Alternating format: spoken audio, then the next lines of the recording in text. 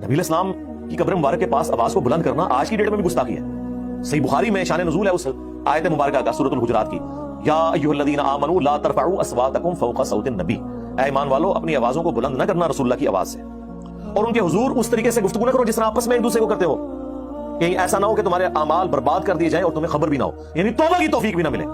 और ये आयत किसी आम बंदे के बारे में नाज़िल हुई, इस उम्मत के बेहतरीन अफराद अबू बकर उमर के बारे में नाज़िल हुई है। बुखारी में मौजूद है कि अब्दुल्ला इब्न अबी मुलैका ताबी कहते हैं, करीब था कि इस मखलूक के दो बेहतरीन लोग बर्बाद हो जाते जब उन्होंने अनजाने में रसूलुल्लाह के हुजूर अपनी आवाज बुलंद कर दी, हुजूर के साथ बदतमीजी नहीं की, आपस में बात करते हुए। इन आयात के नुज़ूल के बाद हजरत उमर इतनी आहिस्ता गुफ्तगू करते थे कि नबी इस्लाम फरमाते थे कि उमर ऊंचा बोलो, मुझे समझ नहीं आ रही, इतना वो डर गए। और अल्लाह को यह अदा इतनी पसंद आई कि अगली आयत नाज़िल हुई, इन्नल्लज़ीना यग़ुद्दूना अस्वातहुम इंदा रसूलिल्लाह, बेशक जो लोग